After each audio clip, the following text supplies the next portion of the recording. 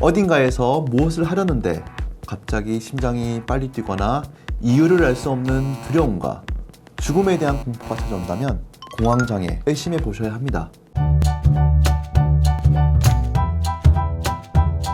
안녕하세요. 뇌과학자 전성화입니다.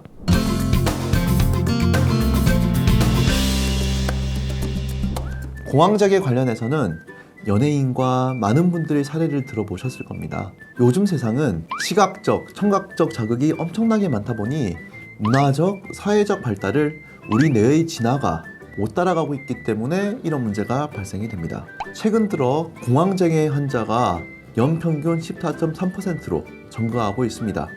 대체로 40대에서 많이 발병하는 편이었는데요. 최근엔 20대가 24.5%로 증가율이 높아지는 추세입니다. 공황장애가 30에서 50대 중장년층에서 가장 많이 발생하는 이유로는 공황장애의 위험 요인으로 꼽히는 사회경제적 자원의 결핍, 흡연, 알코올 문제, 최근의 이혼이나 이별 같은 스트레스 사건 등 생활사 기복이 가장 많은 연령대인 것으로 전문가들은 짐작하고 있습니다. 또 20대의 연평균 증가율이 가장 높은 원인은 학업, 취업 등 사회 초년기의 스트레스로 인한 것으로 추측하며 이는 20대에서 우울증 발병이 증가하고 있는 현상과도 관련이 있는 것으로 짐작되고 있죠. 즉, 근심 걱정이 많으면 공황장애가 오는 것입니다. 사실 일반적으로 많은 사람들이 평생 한두 번은 공황 발작을 겪게 됩니다. 공황 발작은 일반적이며 매년 최소 11%의 성인에게 나타나는데요.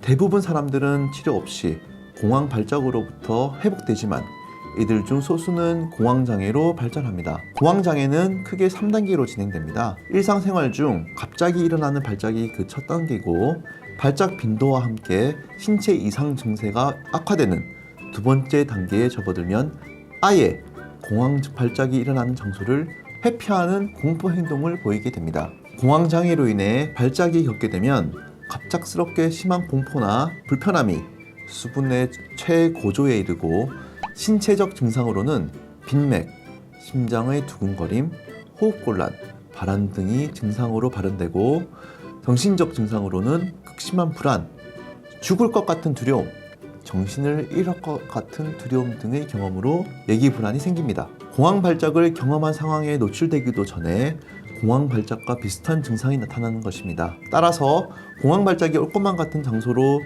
공공장소, 답답한 장소, 대중교통, 터널 등을 회피하게 되는 거죠. 이러한 회피 증상은 불안을 지속, 강화시키고 일상생활을 위축시키기도 합니다. 삶의 질에 큰 영향을 미치게 되는 것이죠.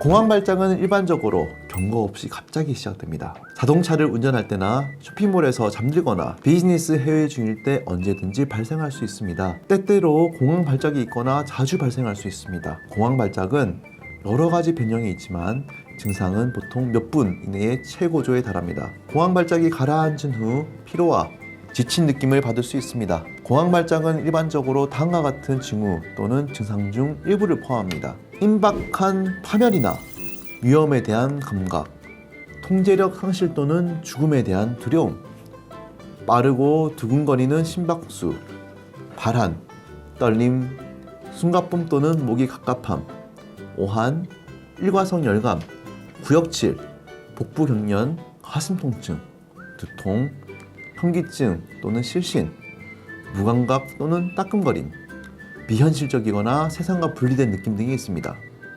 혹시 비슷한 증상을 겪은 적이 있으신가요? 이런 증상을 자주 겪으신다면 진료가 필요합니다.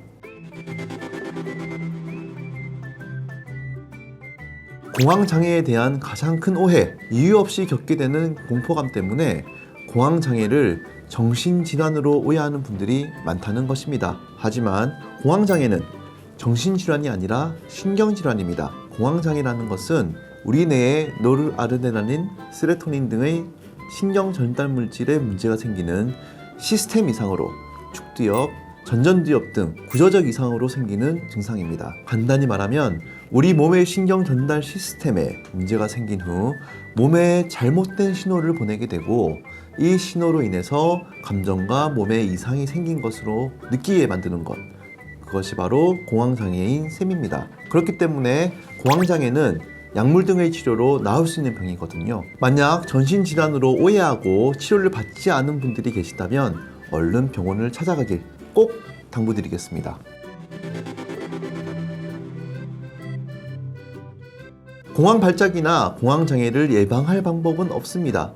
하지만 이런 권장사항이 도움이 될 수 있습니다. 공황 발작이 악화되거나 더 자주 발생하지 않도록 가능한 한 빨리 치료를 받으십시오. 발작 증상의 재발 또는 악화를 방지하기 위해 치료 계획을 고수하십시오. 공황장애로부터 보호하는 역할을 할 수 있는 규칙적인 신체 활동을 하십시오. 오늘 그래서 뇌과학은 공황장애에 대해서 이야기를 나눠봤습니다. 여러 가지 이야기를 했지만 가장 중요하게 기억해야 될 것은 바로 공황장애는 정신질환이 아니라 신경에 생긴 신체적 병이라는 것입니다. 병원에 가면 나을 수 있는 병이라는 것 기억해 주시기 바라면서 오늘 이야기는 마무리하도록 하겠습니다. 구독, 좋아요, 알림 설정 잊지 마시고요. 다음 컨텐츠로 또 찾아뵙겠습니다.